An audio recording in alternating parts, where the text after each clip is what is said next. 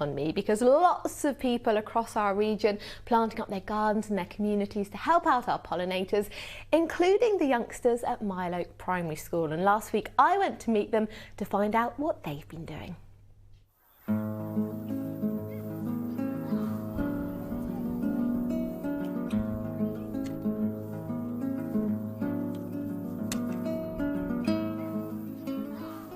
This is Mile Oak Primary School. They've been working hard to help our bees, and let me tell you, they certainly know a thing or two about pollinators.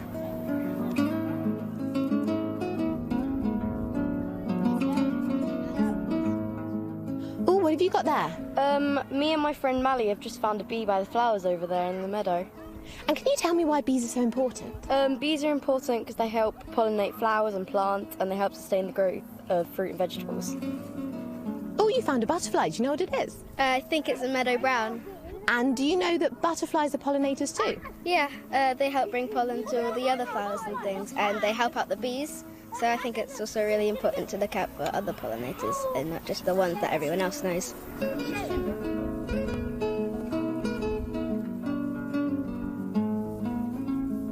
We had to clear all the brambles, then the Wildlife Trust helped us with the seeds. The seeds grew over the Easter holidays, and now we have a nice colourful space. This is all part of a wider project called the City of Meadows, which aims to create a network of wildflower habitats linking Brighton to the South Downs.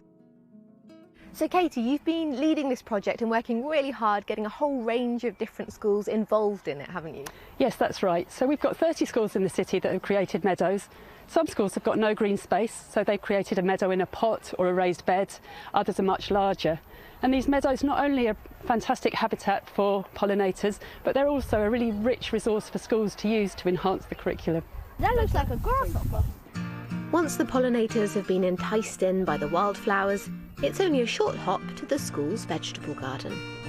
Jess, why has this been such a great thing for the kids to be involved with? Well, from the very beginning, we wanted to be involved as a school because not only does it add an extra resource to our school for the kids to learn, but also it links very well in the area of the garden where we grow all our own food, and it teaches children from the very beginning how food is produced and how important the pollinators are in that process.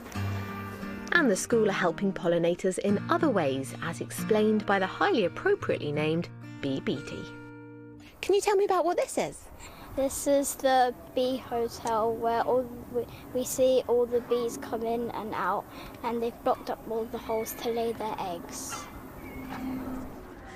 Now Logan and Renelle, you've got an amazing vegetable patch here, and we've been learning all about how pollinators help our fruit and veg to grow. Logan, can you tell me what you've got here?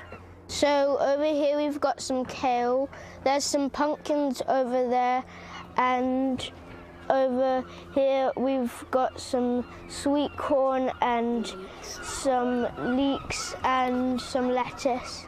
So Renelle, what have you been doing to look after all of this veg?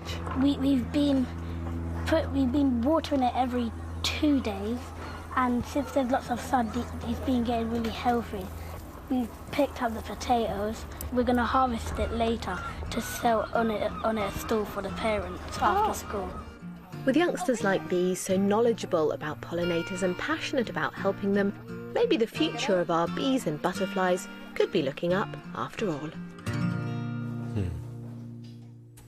Well, just brilliant to see the children taking such a pride in their garden. And Holly, you want help from our viewers, is that right? That's right. They were such a clued up bunch. It was amazing. But I want to see what other people have been doing. I'd love to see their gardens, what they've been planting up. Tell me how they've been helping our bees and our butterflies as well.